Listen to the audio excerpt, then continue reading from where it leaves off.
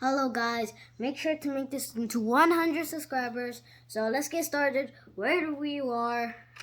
Sorry in the last video I didn't show you the pictures, but I'm going to show you it now.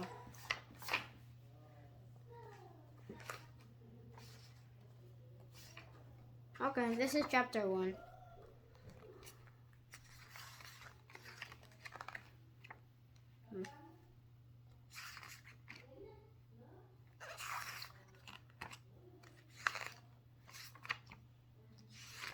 I'm just going to go all the way to chapter 8. I skipped these ones because I know it's going to be too long, but this is not the part of the book. So, yeah, because it's a book in a book.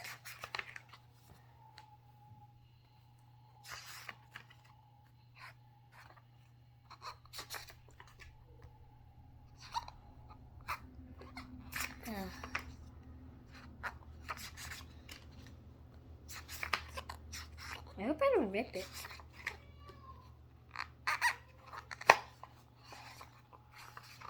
I skipped some. Chapter 7. Yeah. This is where we start now. Chapter 8. Crime and Punishment. At 6 o'clock the next morning, George and Harold dragged themselves out of bed, walked over to Mrs. Copper's house, and began washing his car. Then, while Harold scrubbed the tires, George roamed around the yard, pulling up all the weeds and crabgrass he could find. Afterward, they cleaned the gutters and washed all the windows in Mrs. Copper's house.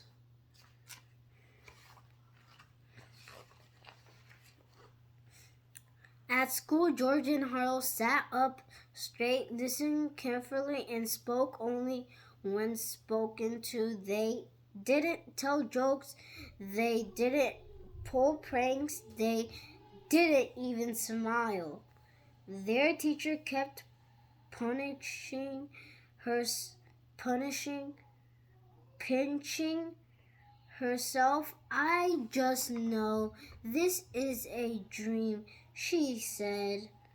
At lunch, the two boys vacuumed Mrs. Copper's office, shined his shoes, and polished his desktop. At recess, they clipped the fingernails and ironed his tie. Each spare moment in the boys' daily healing was spent courting the Mrs. Copper's very wine.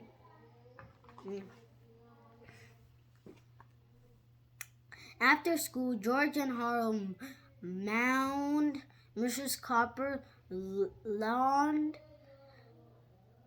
tended his garden, and began painting the front of his house. At sunset, Mrs. Copper came outside and handed each boy a stack of books. Gentlemen, he said, I've asked your teacher to give you both extra homework. Now go home, study hard, and I'll see you back here at 6 o'clock tomorrow morning. We've got a busy day ahead of us.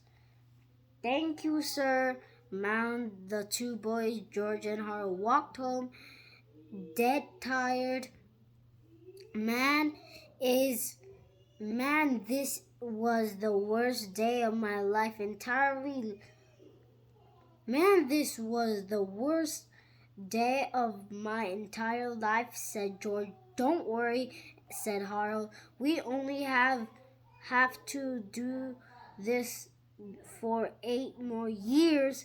Then we can move away to some far off land where they'll never find us maybe Antarctica? Antarctica is so cold. I've got a better idea, said George. They ordered something. He took a piece of paper out of his pocket and handed it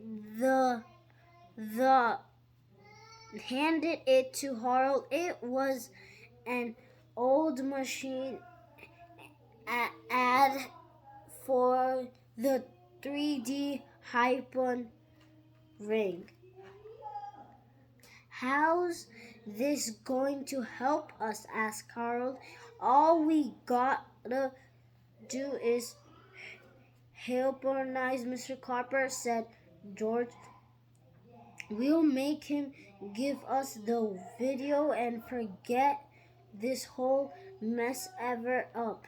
That's a great idea, said Harold, and the best part is we only have to wait for 6 weeks to delivery. Chapter 9. 4 to 6 weeks. How many chapters are there anyways? This one I don't know. There's Flip-O-Ramas too, if you know.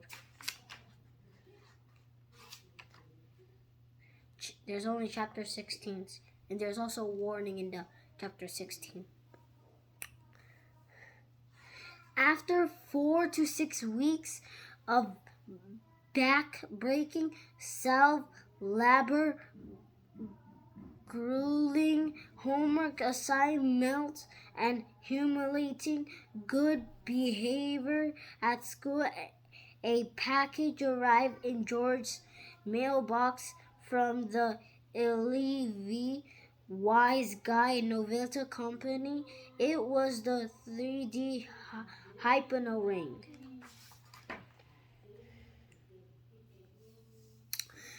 Hilda cried, George, it's very thing I ever hopped over.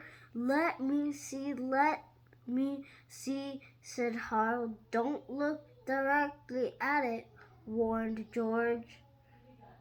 You don't want to get hypnotized, do you? Do you really think it will work? Asked Harold. Do you really think we can amaze our friends, control our enemies, and take over the world just like the ad says? It better work, said George, or else we just wasted $4 whole bucks.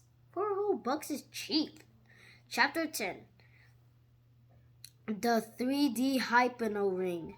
The next morning, George and Harold didn't arrive early at Mr. Copper's house to wash the car and rinching his roof. In fact, they were even a little late getting to school. When they finally showed up, Mr. Copper was standing at the front door waiting for them, and boy, he was mad. Was he mad? Mr. Copper ushered the boys into his office and slammed the door. All right, where were you two this morning? He growled. We wanted to come over to your house, and said George, but we were busy trying to figure out the secret of this ring.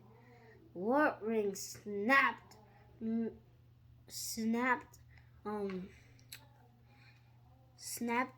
Did Mr. Copper. George held up his hand and showed the ring. The Principal Copper, it's got one of those weird patterns on it, said Harold. If it Just for 10 whole minutes? No, nu det går. I'm sorry. Okay, if it fell down, sorry. I can start over. No, I'm starting over, not that much. Let's just do from chapter 9. After 4 to 6 weeks of backbreaking, self-labor, grueling homework assignments, and humiliating good behavior at school, a package arrived in George's mailbox from the Leo Wise Guy Novelty Company. It was the 3D Hypno Ring. Yojo cried, George, it is very thing. Well, I couldn't start over because I did rest, but I could show you the picture closely and then you can read when you pause it. So I'm gonna go back where I was. Mr. Carper's eyes followed the ring back and forth, back and forth, back and forth, and back and forth. You have to stare deeper into the ring, said Harold. Deeper, deeper, deeper, deeper. You are getting sleepy, and George, very sleepy. Mr. Copper's eyes began to droop. I'm so sleepy, he mumbled. After a few minutes, Mr. Copper's eyes were closed tight and he began to snore. You are under your spell, said George. When I snap my fingers, you will obey our every command. Snap! I will obey, mumbled Mr. Copper. All right, said George. Have you still got that videotape of me and Harold? Yes, mumbled Mr. Copper. Well, hand it over, bubbed George. And strictly, Mr. Copper unlocked a large file cabinet and opened the button drawer. He reached in and handed George the video tape. George stuffed it into his backpack. Harold took a different video out of his backpack and put it into the file cabinet. Okay, this is the end. I'm going to show you. George. Well, I'm just going to start from here. Subscribe if you can see. I think it's upside down. Wait.